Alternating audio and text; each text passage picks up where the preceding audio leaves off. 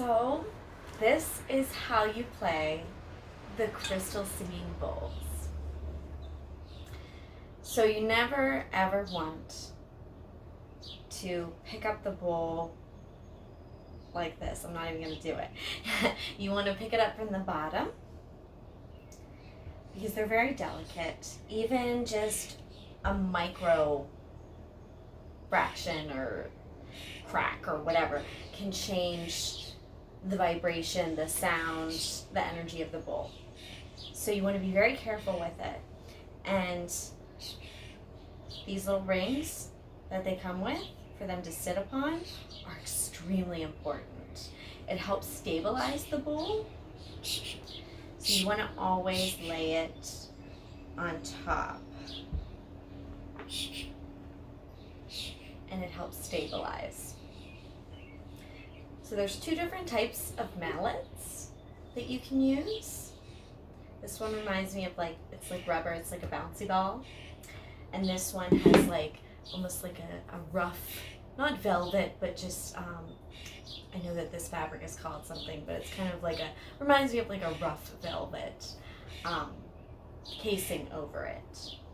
And they both are played a little bit differently, and they make different sounds. So this mallet, is a lot louder.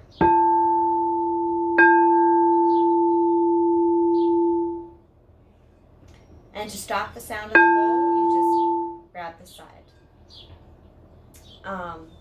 And this mallet, you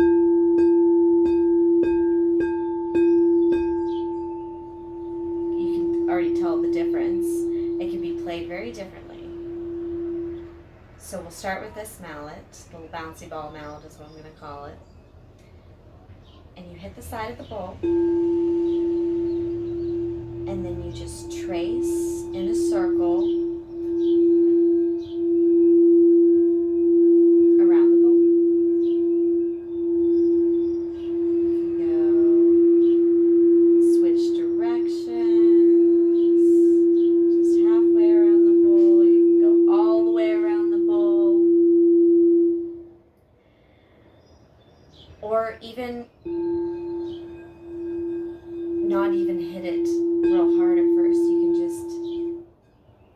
just start tracing around the bowl and it'll slowly build up that sound.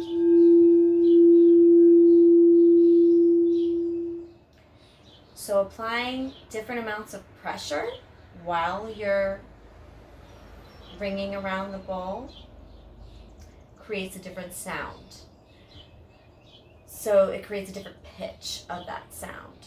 So if you want it to be louder or softer, you mess with going around real fast, going around really slow, and again, the different pressure. So you can push real hard or real soft.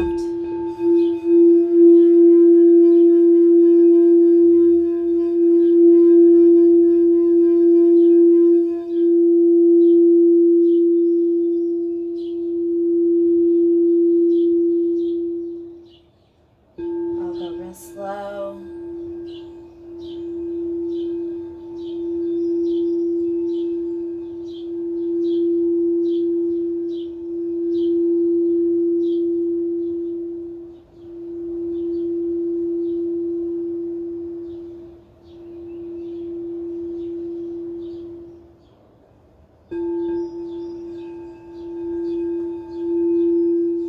This is me pressing harder.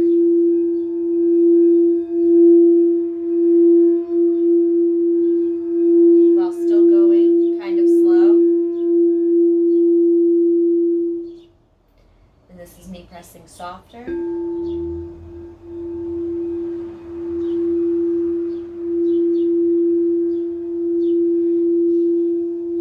Barely pressing. And you want to keep it upright because you don't want this wooden part to scrape on the side of the bowl. So you want to keep it upright. It's like you're mixing a pot. That's how this one works. And sometimes the larger the bowl is, the more you'll kind of want to turn this but you don't want to, because like I said, you don't want it to scrape off the side. Now with this mallet, play it a little differently. So you strike, and then on an angle, so we're not doing up and down this time. It doesn't really, I mean, it will still play, but it's a lot easier on an angle.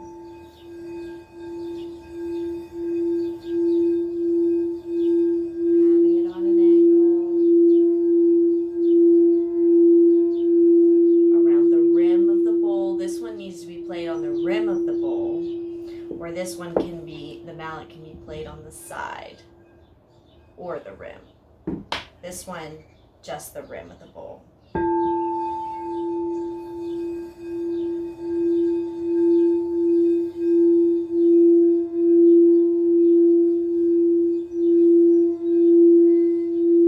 you kind of twirl your wrist, you twirl the wrist.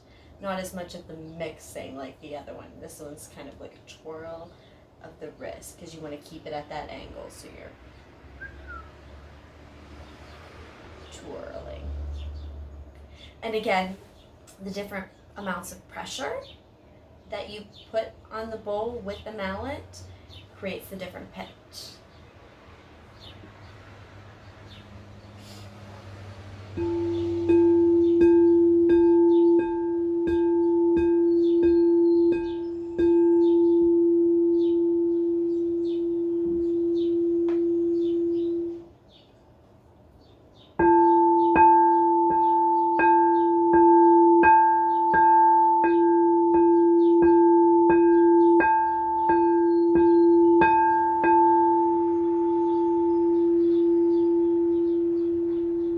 See the difference in sound, and you don't ever want to play the bowl with anything else,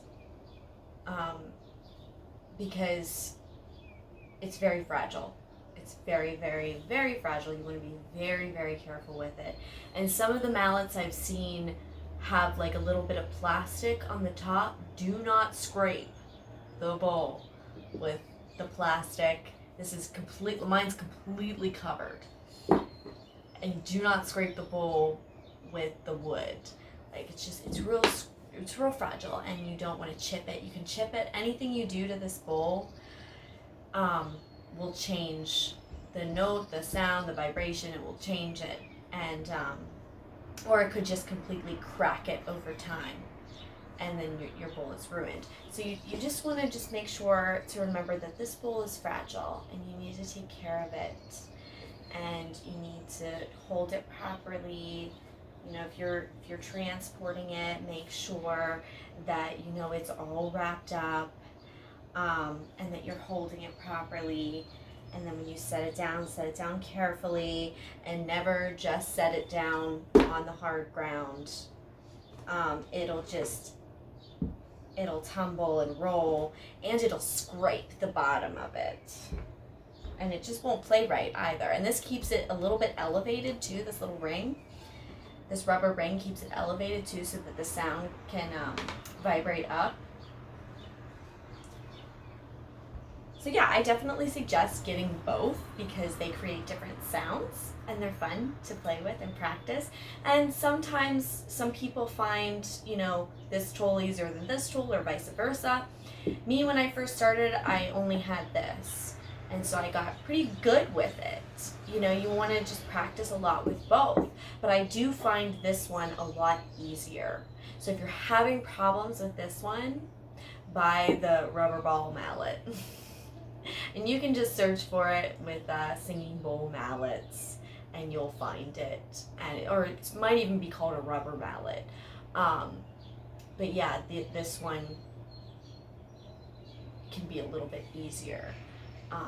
But I would definitely suggest using both.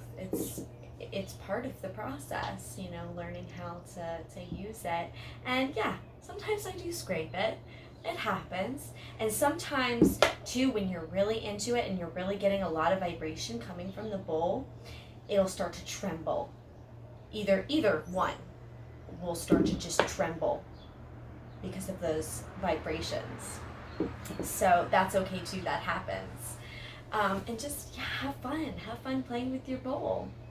There's a lot of different sounds that you can make, and a lot of different music that you can create, and vibrations and healing. So please don't be afraid of the bowl, but please be careful and gentle with it.